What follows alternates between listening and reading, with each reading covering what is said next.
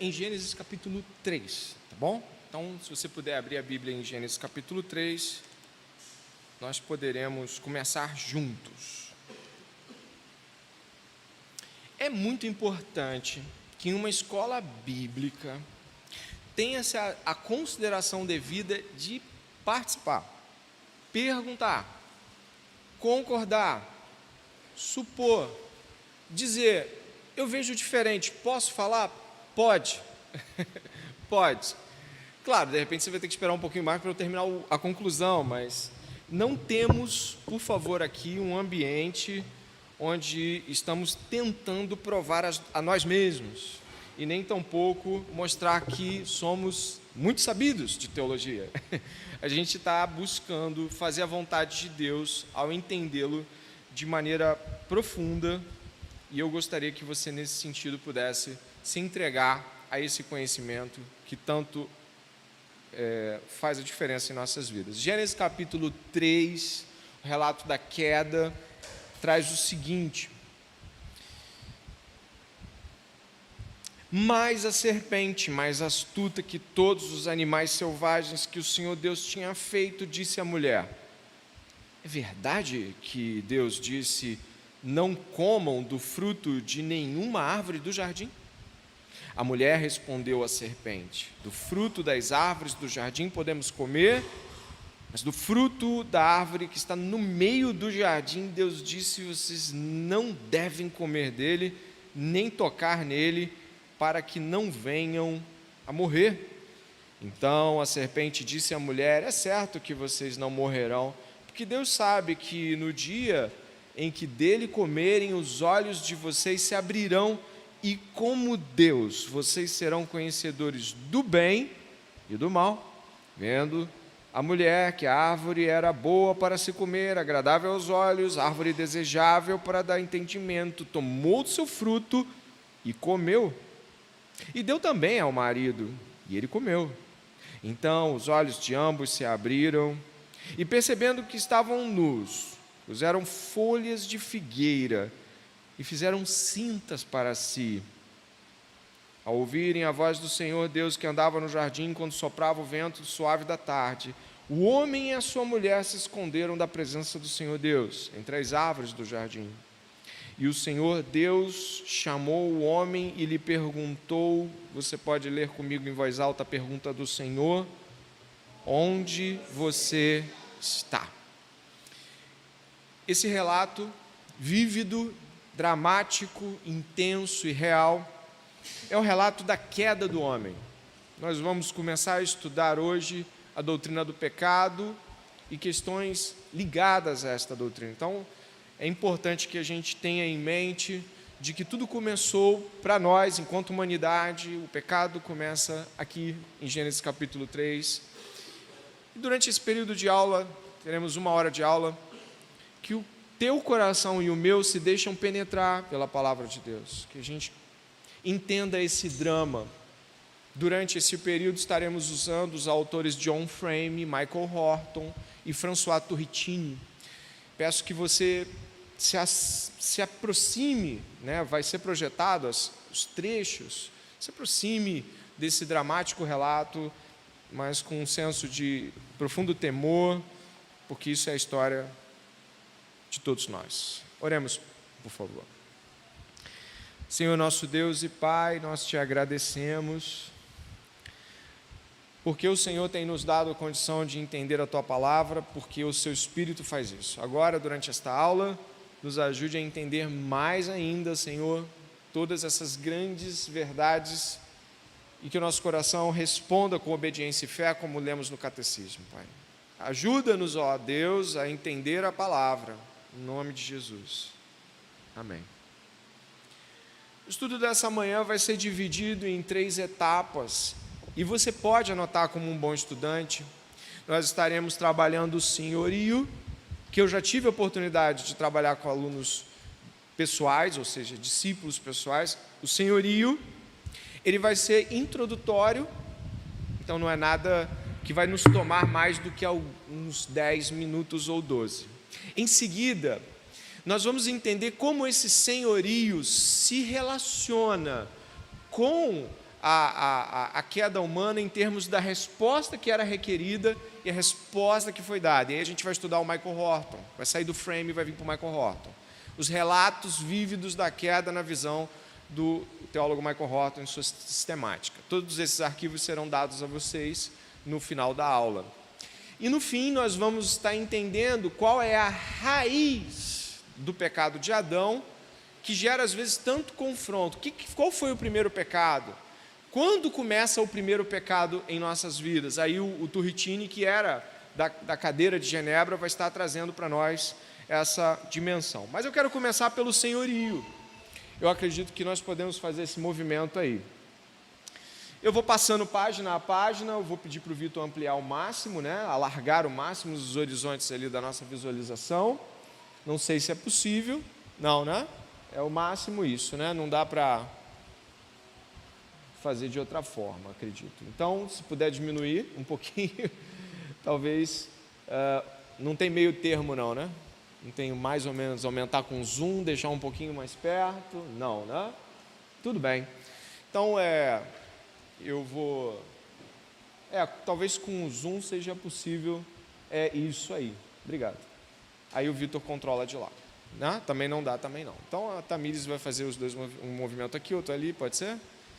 Senão a gente não consegue enxergar, tá bom?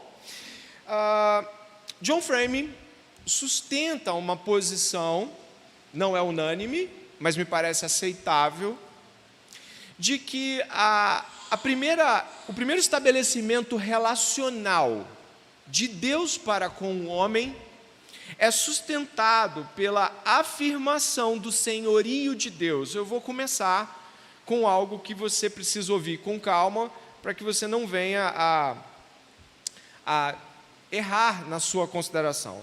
A segunda página, a qual meu irmão pode passar, é a que nós vamos usar, centralidade do senhorio divino. Nós vamos encontrar o seguinte ali, centralidade do senhorio divino. Depois de ter lido muitas teologias baseadas nos temas mencionados acima, comecei a me perguntar por que ninguém havia usado o senhorio de Deus como tema teológico central. Certamente, o próprio Deus é central à história bíblica e ele indica em muitos contextos que quer ser conhecido como o Senhor. Ressalta a parte de baixo. Em Êxodo 3, ele se encontrou com Moisés na sarça ardente. Quando Moisés perguntou de modo impenitente o nome dele, ele disse Deus a Moisés, eu sou o que sou. Disse mais, assim dirás aos filhos de Israel, eu sou, me enviou a vós outros. Disse Deus, ainda mais a Moisés, assim dirás aos filhos de Israel, o Senhor, o Deus de vossos pais, o Deus de Abraão, o Deus de Isaque, o Deus de Jacó, me enviou a vós outros. Este é meu nome eternamente, e assim serei lembrado de geração em geração. Repare que ele posiciona duas percepções teológicas objetivas. Primeiro, você vai dizer assim aos filhos de Israel, presta atenção, o Senhor, e depois, o Deus de vossos pais. Primeira posição, centralização do senhorio. Segunda posição subsequente, a posição relacional. Preste atenção, a posição dele como Senhor e a posição dele em relação aos demais. Então, o primeiro argumento levantado aqui é de que a apresentação iminente de Deus a Israel é como Senhor. Mas ele é o Senhor relacional também, o Senhor que se relaciona com pessoas de modo imanente, ou seja, de modo a se relacionar verdadeiramente com elas. Deus não está distante, o senhorio dele não é feito de ordens que ele manda e elas se cumprem sozinhas. Não, ele é o Senhor, deve ser obedecido e ele se relaciona com as gerações. Está ali Abraão, Isaque, Jacó e agora ali Moisés, o povo de Israel, e aí por diante, e todo o povo de Deus vai se relacionar com Deus. Então, o primeiro ponto aqui que eu quero sustentar é de que Deus se apresenta como Senhor e se apresenta relacionalmente com os nomes dos patriarcas, nos mostrando a sua própria autoafirmação de centralidade. Deus é Pai, Deus se apresenta como amigo, como estudamos em Oséias, como marido. Deus se apresenta de várias formas. As analogias não param, não é?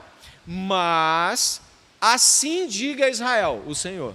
Então Deus está escolhendo uma titulação inicial que é muito importante. O catecismo, aprove a Deus, porque não foi uma conta fechada dessa forma, o catecismo falou disso hoje, né? De que nós devemos responder à revelação como? Com obediência e fé. Significa, né, que nós temos essa afirmação. Eu não sei se faltou um pouquinho de retorno, se diminuiu para vocês ou se diminuiu para mim, mas eu não estou me ouvindo como eu estava antes. Não sei se abaixou o retorno. Abaixou por causa do pessoal lá, claro. Tudo bem, sem dúvida. Tudo bem? Está me ouvindo bem aqui, né? Todo mundo está me ouvindo bem. Então, primeira afirmação objetiva, eu sou o Senhor. Segundo, eu sou o Senhor e me relaciono com vocês.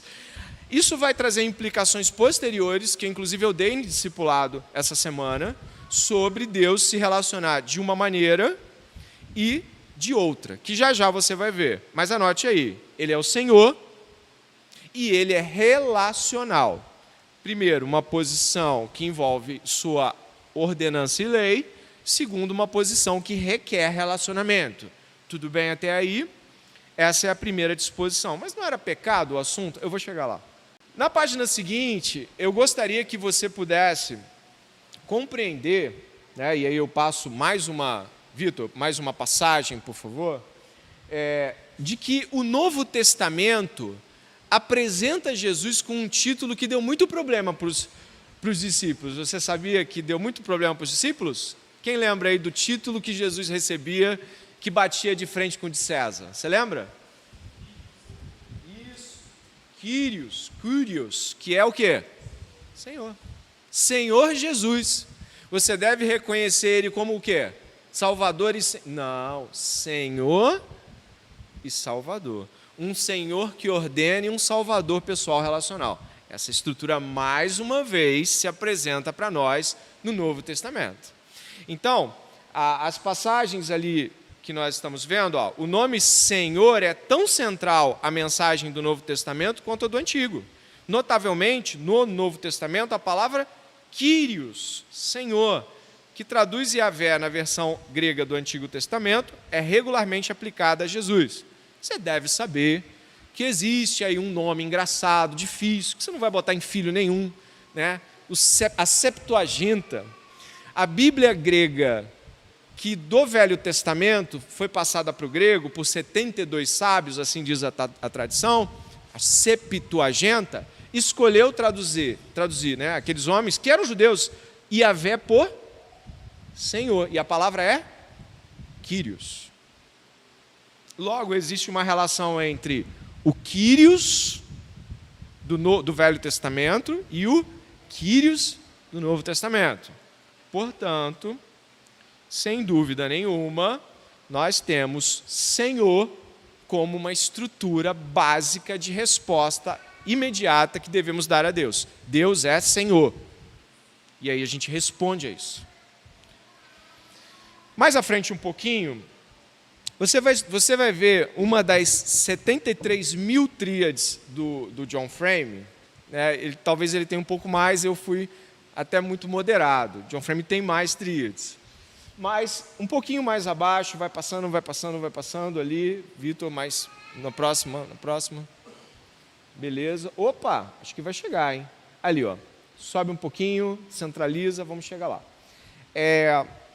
Nós vamos encontrar o John Frame aplicando isso em um contexto triádico. 3.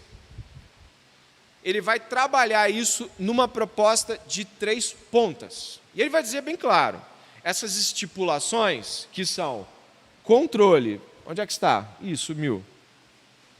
Está por aí, hein? Olha lá, ó. Vai estar, não sei. Achou? Deixa eu ver se eu acho também. Página 72 lá em cima. É a outra. Pode subir. Beleza. Controle. Está em itálico. Subiu.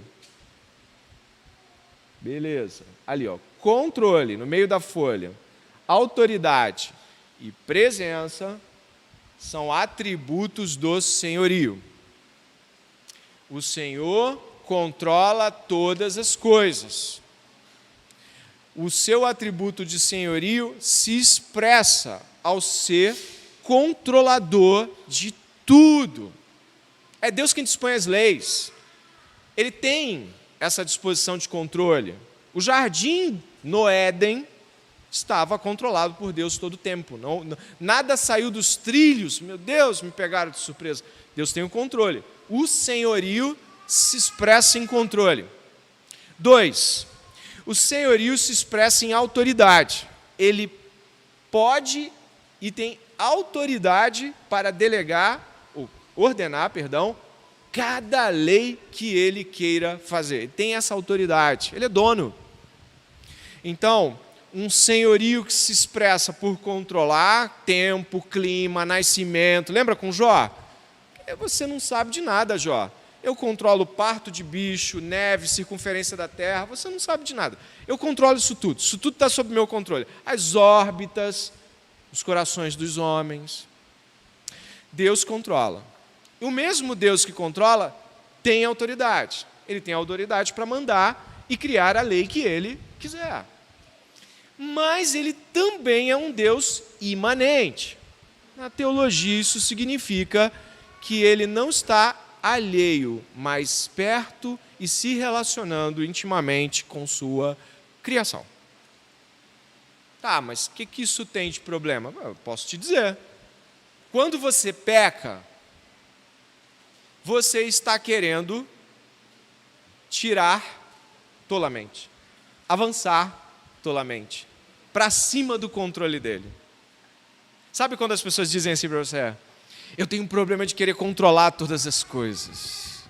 Quando sai dos trilhos, eu já viu essa fala? Eu já disse isso. Você talvez já tenha dito isso.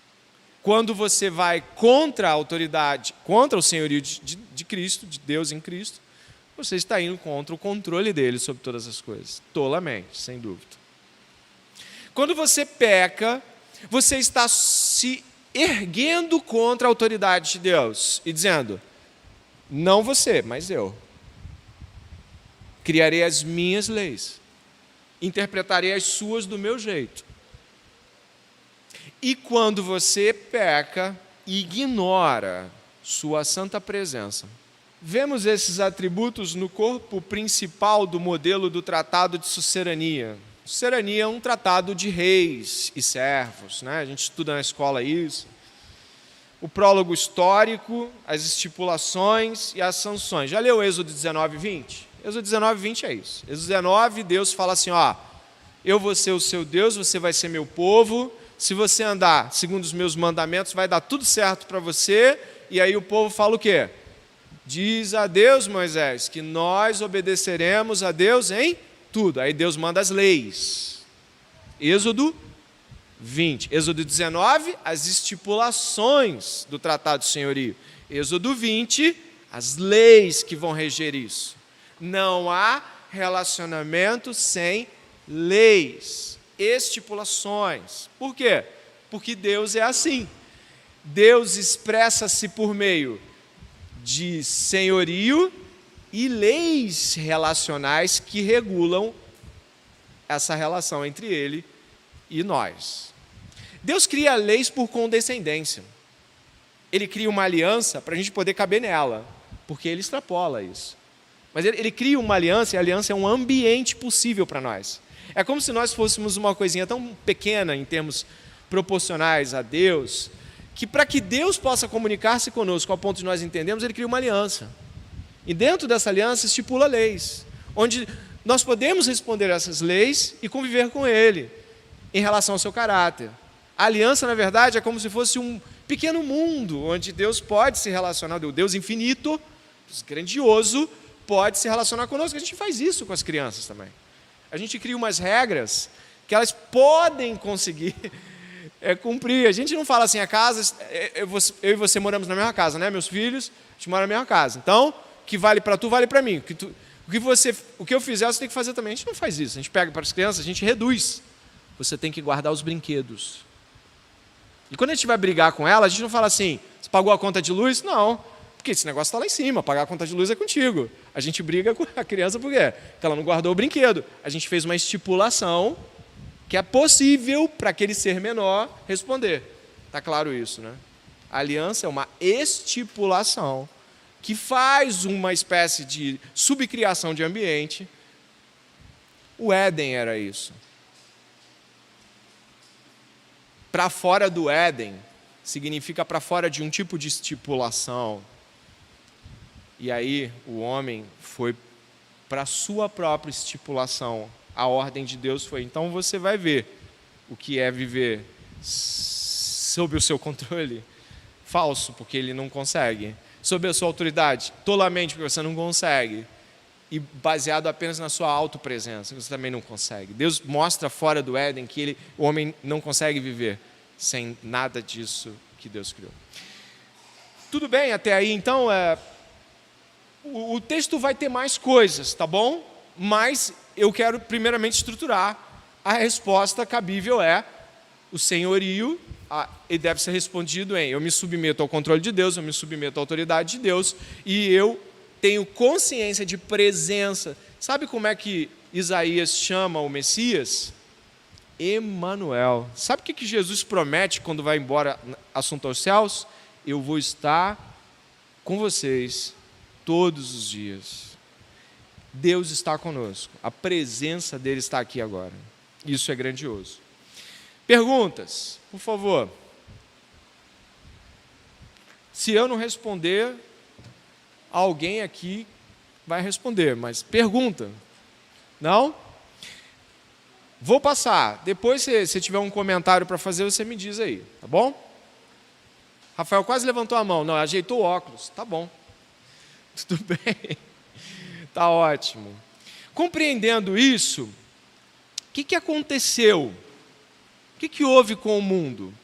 Bom, eu gostaria que você, que entendeu aí essa tríade, inclusive ela fica assim, ó, Vitor, é a página 83, tem o triângulo de como, né, geralmente fica dispostos os triângulos didáticos do frame. A 73 vai ter esse triângulo um pouquinho mais, obrigado, um pouquinho mais, a gente vai terminar 11h40 hoje, tá bom? É porque a gente, uma horinha de aula, só para deixar claro aí, 11h40 bate o sinal. Autoridade, controle, presença. Tá bom? Tudo bem? Acho que foi claro. Não é isso? Foi claro ou não foi? Foi claro? Não foi claro? Mais ou menos claro? Está mais ou menos claro? Foi claro. Vamos lá, então, entendendo como devemos responder a Deus, vamos para Gênesis 3, agora sobre o olhar de Michael Horton. Como é que o Horton trabalha essa questão da queda? Esse texto, inclusive, esse aí é novo até para a galera que eu discipulo também.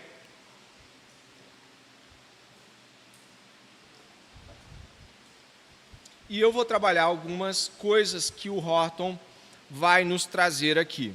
Ele chama isso da queda, é só jogar lá em cima, é a primeira parte. Dá para subir um pouquinho? Não sei. Ali, ó, beleza, lá em cima. A solidariedade da raça humana sob a liderança adâmica é a fonte tanto da grandeza quanto da tragédia de nossa existência. Presta atenção agora. Se o mundo é um teatro ou um palco, olha o que o Michael Horton vai dizer. Se o mundo é um teatro ou um palco, como Calvino e Shakespeare, entre outros notáveis, nos disseram, Michael Horton vai levantar a seguinte tese: então a peça é sobre um julgamento no tribunal. O Horton vai levantar a seguinte posição sobre o mundo. O que é o mundo? O mundo é um palco de julgamento. Como ele trabalha esse pensamento? Ele vai trabalhar esse pensamento do julgamento que Adão e Eva tiveram e o desenvolvimento da sociedade, a cruz de Cristo e o fim de Apocalipse. O mundo é um palco de julgamento cósmico. Tudo está morrendo, inclusive o Messias morreu. Tudo está sendo julgado. Pedro vai dizer que esse mundo está entesourado para o fogo. Essa é a visão do Horton, de que o mundo é um grande palco de julgamento cósmico. Mas o que aconteceu? O julgamento cósmico. É evidente que a analogia do tribunal não é a única utilizada. O relacionamento pai e filho é tão óbvio e, portanto, não deveríamos jogar fora o relacional contra o legal. Mas reconhecer que ambos são essenciais para a história da aliança. Parou. Eu havia dito isso no discipulado na quinta-feira, na terça-feira, e aí eu volto aqui agora sobre as palavras de Orton. Ele está assinalando de que a estrutura sob a qual vivemos, ela está sendo julgada e que 2 pontos são principais. Primeiro, o aspecto judicial, o aspecto legal. O mundo está sob julgamento.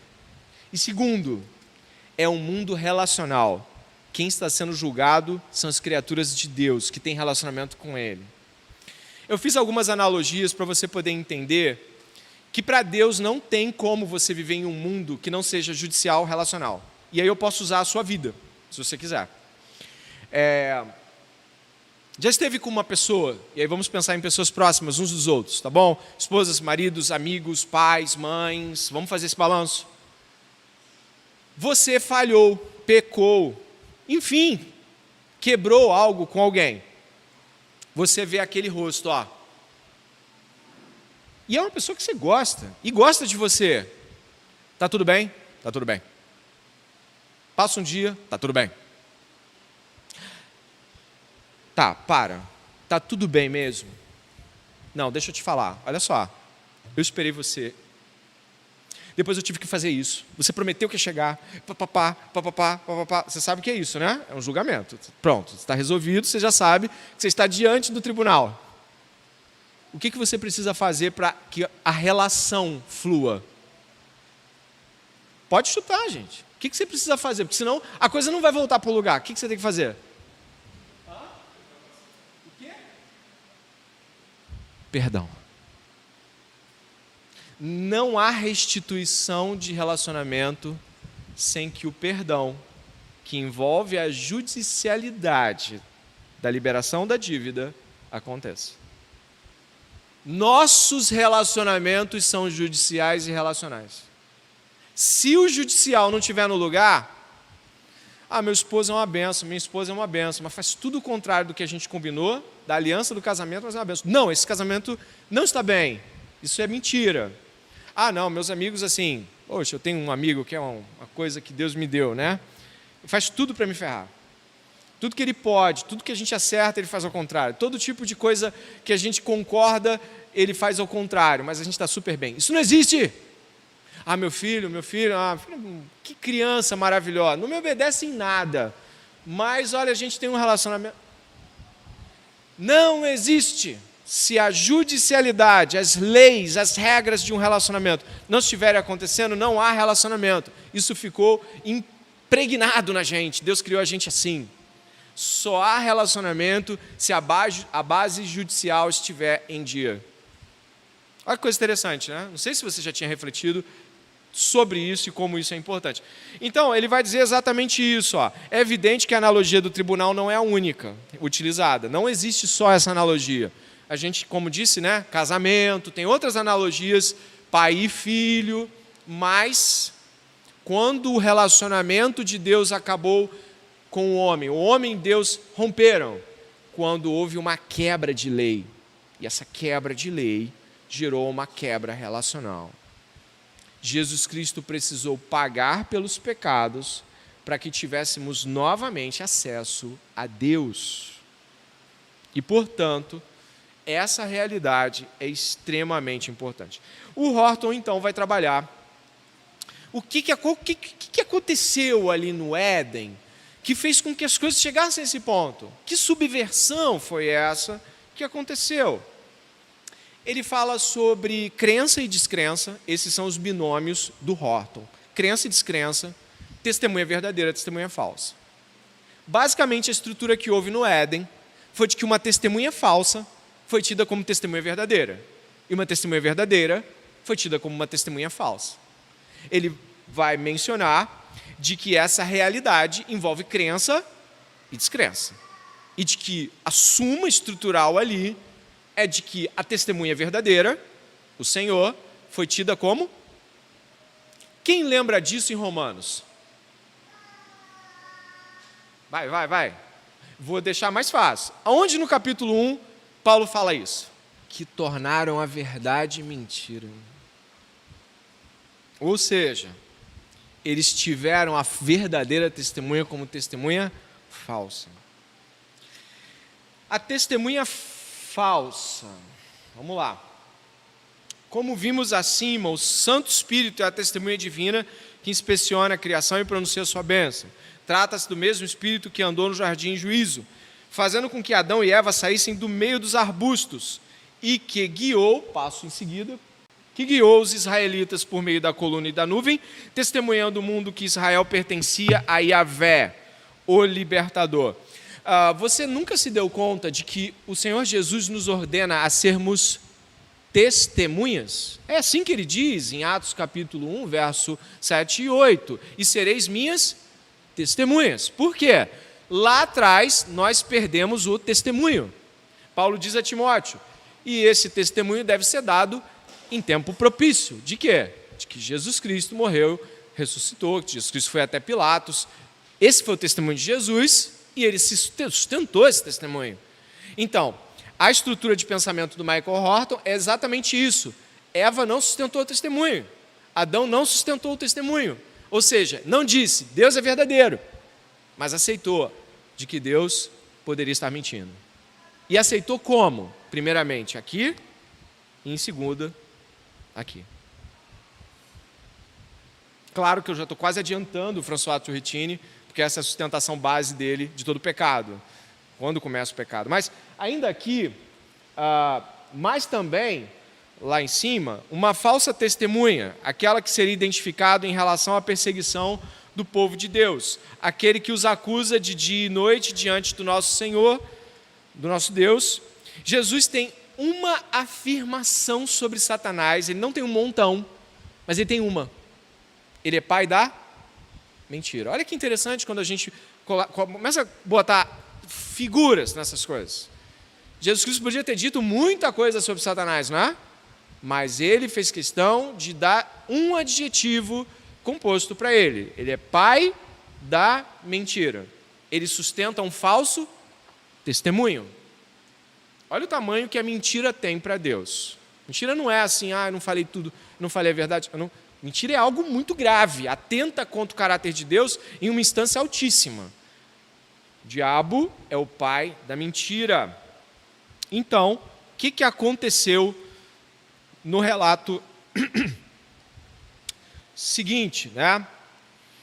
Como é que começa a frase de Satanás? Ele começa dizendo assim, não, é isso que Deus disse? Sabe? Ele começa levantando uma hipótese de interpretação em relação àquilo que Deus falou ou deixou de falar. Não é assim que ele falou. E tem mais. Ele se coloca como intérprete oficial das frases divinas para Eva. Eva não sustenta o seu testemunho. Dietrich Bonhoeffer vai dizer o seguinte sobre essa questão que envolve Gênesis 3. O ponto decisivo, observa o teólogo, é que essa pergunta sugere ao homem que ele deveria ir atrás da palavra de Deus e estabelecer o que ela é por si mesmo, com base na sua compreensão do ser de Deus. Além dessa palavra de Deus, dada à serpente, finge, de alguma maneira, saber algo sobre a profundidade do verdadeiro Deus, que é tão mal interpretado neste mundo humano. Ou seja, ela basicamente vai dizer que tem algo mais que precisa ser visto, que não era só aquilo. Então, a falsa testemunha dela, ou o falso testemunho dela, faz esse movimento. Lá embaixo, tem mais uma citação aqui muito interessante também do Bonhoeffer. Deus disse, é a pergunta que a cobra faz, né? Deus disse. Essa é claramente a pergunta ímpia. Deus disse que Ele é amor, que Ele deseja perdoar nossos pecados, que nós precisamos crer apenas, que não precisamos de boas obras, que Cristo morreu e foi ressuscitado por nós, que nós devemos ter vida eterna no Seu reino, de que nós não estamos mais sozinhos, mas sustentados pela graça de Deus. Aí é uma pergunta, né? E aí a minha flexão de pergunta deveria ter vindo desde o começo. Pela graça de Deus, que um dia todo sofrimento e lamento terão fim? Deus disse: não furtarás, não adulterarás, não dirás falso testemunho, e realmente disse isso para mim, talvez isso não se aplique ao meu caso em particular. Disse Deus que Ele é um Deus cheio de ira para os que não guardam os seus mandamentos. Sabe o que o Bonhoeffer vai falar? Basicamente é o seguinte: nós fazemos uma pergunta a nós mesmos: mas será que eu devo obedecer assim? Mas será que Deus vai fazer isso mesmo comigo se eu pecar? A gente começa, ao invés de fazer afirmações claras sobre o que Deus disse, nós começamos com uma dúvida objetiva se Deus é quem Ele diz que é e vai fazer o que Ele disse que vai fazer, até mesmo em punição ao pecado. E essa estrutura de pensamento é uma estrutura pecaminosa. Quais são, então, os indícios? E aí eu vou caminhando já para os 15 minutos. Presta atenção. Quais são as estruturas, então, que vão começar a nos deixar mais atentos, presta atenção, com o fato de que pecamos. Fato, pecamos. E depois de salvo também. Como é que a gente pode ficar mais atento nessa escola bíblica? Você que está aqui estudando. O que é, pastor? O que é para ficar ligado? O Horton vai dizer que essa dúvida quanto à aplicação bíblica, para mim, é uma dúvida extremamente satânica. Eu meio que duvido que Deus vai fazer exatamente daquela maneira. Então eu ouço assim num sermão: devemos abandonar a mentira. Devemos falar a verdade uns para os outros. A gente fala num sermão. Aí você fala assim: é verdade. Eu preciso de um tempo. Eu preciso ver também quais mentiras são mentiras mesmo. Quais mesmo eu devo confessar. Quais eu posso não precisar confessar, mas eu consigo administrar. Fazemos considerações de juízo particular. E quando nós vamos ver, já estamos interpretando a ordem direta há muito tempo. A gente está negociando há muito tempo com a palavra. Como é a resposta da palavra? É só abrir a Bíblia. Isaías vê e cai. E fala: estou perdido. É a resposta. Lembra do primeiro sermão de Pedro? Quem lembra do resultado? Pedro nem termina, irmãos. Ele ainda estava falando e os homens já se lançavam. Que faremos?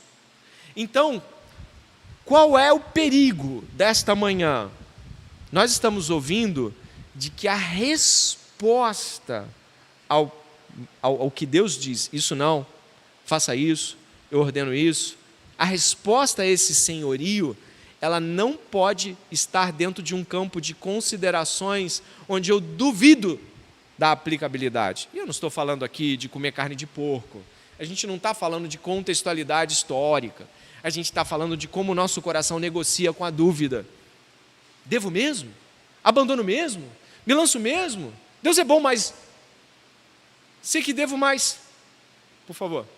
E ele faz severas afirmações. O autor de Hebreus é muito severo. Ele fala assim: não restará mais nada, senão um juízo terrível para aqueles que continuarem assim. O autor de Hebreus vira e volta, ele volta com essa ideia de: olha, se vocês continuarem dessa forma, o juízo é iminente.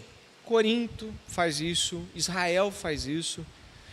Então Paulo fala que isso sirva de lição, de aviso para nós, a qual o fim dos tempos é chegado. Ele fala isso em 1 Coríntios capítulo 10. Como nós estamos em relação a isso? Eu vou botar aqui para você, tá? Para você entender como isso é. Quando você peca, a primeira coisa que você pensa é: eu preciso abandonar isso radicalmente, eu preciso confessar isso, ou não, eu vou pensar um pouquinho mais. Porque a resposta que damos ao pecado, a ojeriza que temos dele, esse desprezo que nós temos a ele, diz muito sobre crença e descrença. Vou avançar aqui um pouquinho. Tá? Lembra de Pedro no barco? Jesus multiplicou os peixes, lá surgiu peixe. Você lembra da ação de Pedro? Retira-te de mim, sou pecador. Na mesma hora que, peraí, não cabe, eu não consigo lidar com isso, é outra coisa.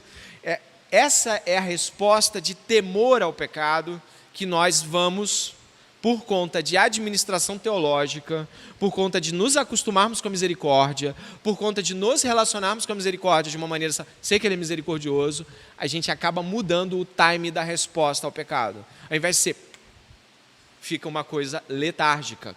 E o que acontece, presta atenção, em geral, quando o impacto da gravidade não vem como deveria vir, você não recebe, o que vai acontecer depois é uma progressiva minimização dos fatos. E o que resta para uma confissão, às vezes, ora por mim que estou sendo tentado. Ora por mim que eu não estou legal. Para chegar a essa depuração, muita coisa já foi colocada para escanteio. Inclusive, cobrir a imagem que nós não queremos mostrar. Na página 435, Vitor, quem chamou? Fala. O temor de homens é um pecado. Né? Aí a gente trabalharia ele já dentro desse campo. Mas sim, não querer se mostrar tal como também se estrutura dentro desse campo de pecaminosidade. Mas, em suma, o que eu quero deixar antes de passar aí para o final é o seguinte, olha, nos retemos muito em confessar. Fazemos de tudo para não ser tão feios assim. E isso tem a ver com acreditarmos que ainda podemos administrar o pecado em algum nível.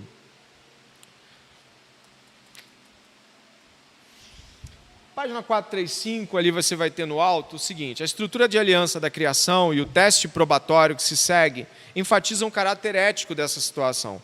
Em vez de servir como testemunha de Deus, acrescentando o testemunho verbal ao testemunho de toda a criação, Adão aceitou o testemunho que estava contra Deus, contra o testemunho do Espírito, o testemunho de toda a criação e até da glória, da beleza e da integridade do seu próprio elevado ofício. Adão perjurou a si mesmo. O mal não é o princípio da criação em si, mas a distorção intencional dos bons dons no arsenal utilizado contra o reino de Deus. Frase forte essa do Horton. Essa perversidade corrompe o que é nobre, suprime o que é justo, suja o que é bonito e anuvia, ou seja, traz embaçamento à luz da verdade. O papel de Adão como testemunha falsa tem relação não apenas com Deus, mas com toda a criação, visto que ele representa todos os seres humanos e a humanidade coletivamente como o principal dos governantes sobre as demais esferas da criação. A criação foi colocada à disposição de Adão no estado de integridade, como uma comissão para que ele fosse um mordomo, mas agora esse poder também é distorcido por uma perversidade da vontade. A mordomia real é distorcida em tirania. Cada sinal da opressão humana, violência, idolatria e imoralidade no mundo pode ser visto como uma perversão de algo originalmente bom. A comissão para ser frutífero e multiplicar, para cultivar, guardar, proteger e dominar o jardim de Deus de tal maneira que sua paz e sua justiça se estendam até os confins da terra, é distorcida em impérios de opressão, para assegurar uma consumação sem Deus. Esse final é muito importante, muito expressivo. Assegurar uma consumação, ou seja, uma execução de todas as coisas sem Deus. Essa é a estrutura que nós temos. Então, como nós vamos nos relacionar com isso? Na página 437, Vitor, nós temos aqui uma boa dimensão estrutural ali. 437, lá no final, por favor. Obrigado. Obrigado, esse finalzinho aí. Culpa, contenda e vaidade. Reparei, culpa é uma tríade forte. Culpa, contenda e vaidade parecem ser os termos dominantes nessa sentença. Em vez de sermos escatologicamente orientados para a vida sabática com Deus, um com o outro e com toda a criação, nós ficamos crescentemente conscientes de que estamos existindo em direção à morte. Ele cita Heidegger. Mas isso não é natural. Essa peça não foi intencionalmente como uma tragédia. Não há uma tragédia em Deus, não há lado escuro, visto que apenas o bem vem de Deus, em quem não pode existir variação ou sombra de mudança. Obrigado. Nós, então, quando não entendemos que a realidade do senhorio se transborda em controle, autoridade e presença de Deus, deve ser respondida judicialmente, relacionalmente, nós buscamos nos confrontar com o próprio Deus e viver uma existência rumando à morte. Mas qual seria a estrutura primordial? O último texto, que é do François Turritini, teólogo do século XVII, no Compêndio de Teologia, volume 1 dele, ele vai falar algo interessante. Qual foi o primeiro pecado do homem? Como é que a gente pode perceber isso e aplicar na gente mesmo? Quando é que começa? Qual é a raiz disso? Turritini vai falar sobre o primeiro pecado. Olha, qual foi o primeiro pecado do homem? Incredulidade ou orgulho? Ele vai dizer que foi a incredulidade. Eu peço que a página seguinte, que tem o número 751, seja colocada. Lá no finalzinho da página 751, diz assim: daí ser evidente que o princípio do pecado é mais bem atribuído à incredulidade do que ao orgulho. Eu vou explicar por quê. Se bem que nele ambos estão associados. Deve ter havido a mesma ordem no pecado que houve na tentação. Ora, na tentação, o primeiro homem foi, presta atenção, solicitado a descrer, antes da instigação ao orgulho, pois mediante sua interrogação, o tentador primeiro o instigou a duvidar da palavra de Deus, frase seguinte, e depois negá-la, antes de incitá-lo ao orgulho pela promessa da divindade. É assim que está na ordem de Gênesis 3. Primeiro, não é isso mesmo que Deus disse? Dúvida, descrença. Em segundo, não vai morrer, certamente não morrerás. E terceiro, você vai ser como Deus. Essa estrutura de descrença, orgulho e falsa promessa, eu vou repetir a tríade, tá bom? Tudo bem. Didaticamente, descrença, orgulho e crer na falsa promessa estruturam um ambiente pecaminoso. Começam. A incipiência do pecado vai começar em não crer no que Deus disse, na proporção que Ele disse, no tempo que Ele disse, na dimensão que Ele disse. Eu peco quando? Eu ouço. Se você fizer isso, vai dar naquilo. Se você fizer isso, vai se afastar do Santo Espírito, vai esfriar. Se não ler a Bíblia e não orar, vai esfriar. Mas eu não tenho tempo, mas vai esfriar. Vai na direção dos meios de graça, vai com toda a força, se agarra. Mas eu não tenho tempo, olha só. Ele não está entendendo, ele está recebendo a direção de que a palavra nos alimenta, que o Espírito nos preenche e de que devemos estar buscando isso, se enchei-vos, não é isso que Paulo fala? Efésios capítulo 5, verso 18, é o quê? Enchei-vos do Espírito. Isso é uma ordem, uma busca. Eu não tenho tempo, eu trabalho, estudo, não tenho tempo para me encher do Espírito. Bom, a consequência de alguém vazio do Espírito, com pouca presença no sentido de sensibilidade a ela, é o quê? É não crer como deveria nas realidades. Didaticamente, vamos juntos. Descrença, orgulho, falsas promessas. Consegue falar sem mim?